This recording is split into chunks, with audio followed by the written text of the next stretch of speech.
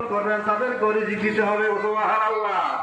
আল্লাহ তো মঞ্জুর, আল্লাহ কি হয় মঞ্জুর। শয়তানে কইতাছে তাইলে আল্লাহ একটা কাজ করবেন, জাহান্নামের সংখ্যা বাড়াইতে থাকেন। আমি থাকতে আমি কেমন পর্যন্ত হায়াত থাকতে জান্নাতের মধ্যে একটা আপনার বান্ধব যাইতে পারবেন না। আমার আল্লাহ কত বড় দয়ালদার আল্লাহ। আলহামদুলিল্লাহি রাব্বিল আলামিন আর রহমানির রহিম। আমার আল্লাহ হচ্ছে রহমান এবং রহিম। আমার আল্লাহ হচ্ছে রহমান এবং রহিম। যে বন্দিগি করে তারে অকাওয়ায়, যে বন্দিগি করে না তারে অকাওয়া নাকি। কিন্তু বলতেছে আল্লাহ এই কাজটা করবেন, জাহান্নাম বাড়াবেন। জাহান্নাম বাড়াইতাম তাহলে আল্লাহ বলতেছেন হে আমার ফেরেশতারা তোমরা শোনো, শয়তানের সাহস কত বড়। মুনকার এবং নকির, একজনে লেখে গুনাহ আর একজনে লেখে নেক। এই দুইজন ফেরেশতা তোমরা শোনো, আমি আল্লাহ বলতেছি যদি আমার কোন বান্দা গুনার কাজটা ইচ্ছা করছে করবো, করে নাই, গুনাহ লিখতে পারবা না। মনে মনে ধারণা করতে করবো কিন্তু করছে তো তুমি সেই কাজটা যতক্ষণ পর্যন্ত না করতে লিখতে পারবা না। যখন যদি এই কাজটা করে তাহলে একটা গুনাহ লিখবা।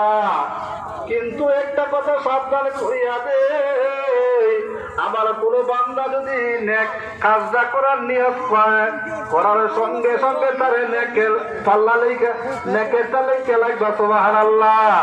যদি এই নেকটা করে রে বান্দা ও ফেরেশতারা তারে তুমি 10টা সব লিখে রাখবা সুবহানাল্লাহ। আল্লাহ হচ্ছে দয়ালদার নাকি, আল্লাহ দয়ালদার।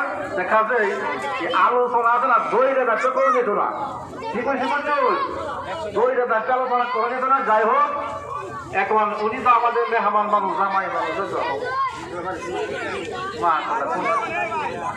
আচ্ছা ঠিক আছে। যাই হোক আমার ভাই বহুদূর যাইতে আপনার আরেকটা প্রোগ্রাম আছে। যাক ওনারা তো আমি আলোচনা করা ঠিক না। যাক আমি যাই কিছু আলোচনা করলাম বললাম যে মাফাই আখিরি দাওয়ানা আমি আলহামদুলিল্লাহি রাব্বিল আলামিন। আসসালামু আলাইকুম ওয়া রাহমাতুল্লাহি ওয়া বারাকাতুহু।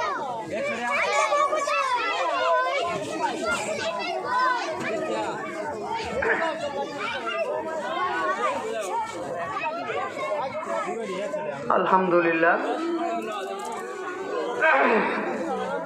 আপনাদের খেদমতে মাগরিব বা কিছু নসিহত করেছিলাম। হযরত জি আমাদের সামনে চমৎকার নসিহত পেশ করতেছিলেন। যাক কিছু কথা বাকি ছিল, জন্য বলতাম আল্লাহ তাআলা যদি তৌফিক দেন ইনশাআল্লাহ চেষ্টা করবেন।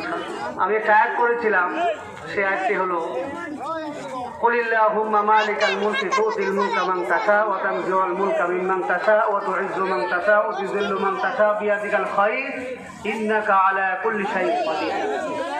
অর্থাৎ আল্লাহ রাব্বুল আলামিন যাকে চান ক্ষমতা দেন, যাকে চান সম্মানিত করেন, যাকে চান অপমানিত করেন। অর্থাৎ ইজ্জতের মালিক হলেন আল্লাহ রাব্বুল আলামিন এবং বেইজ্জতের মালিক হো আল্লাহ রাব্বুল আলামিন। কোরআন থেকে মানুষকে হেদায়েতের বাণী, যাদেরকে আল্লাহ রাব্বুল আলামিন নির্বাচিত করেন, মনোনীত করেন, তাদেরকে আল্লাহ তাআলা তাদের মুখ থেকে আল্লাহ তাআলা বলেন ইন্নাল্লাহা আলা কুল্লি শাইইন কাদির। প্রত্যেকটা বস্তুর উপর আল্লাহর ক্ষমতা আছে না নাই? ইয়াখলুকু মা ইয়াশা। আল্লাহ রাব্বুল আলামিন যাকে চান যা মন চায় তা সৃষ্টি করেন।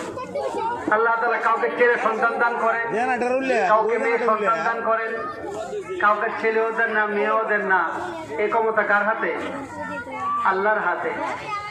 ছেলে নাই মেয়ে নাই, একজনের ঘরে 7টি কন্যা, আরেকজনের ঘরে 7টি ছেলে। ছেলে দিলেন কে? আল্লাহ তাআলা। মেয়ে দিলেন কে? আল্লাহ তাআলা। এখন এই কথা বললে হবে না যে আল্লাহ তাআলা আমাকে কেন 6টি মেয়ে দিলেন, কেন 7টি ছেলে দিলেন, এই কথা বললে হবে না। এই কথা ইয়াকিনান করতে হবে, বিশ্বাস স্থাপন করতে হবে যে আমাকে যে আল্লাহ রাব্বুল আলামিন সৃষ্টি করেছেন ওকেও সে আল্লাহ তাআলা সৃষ্টি করেছেন।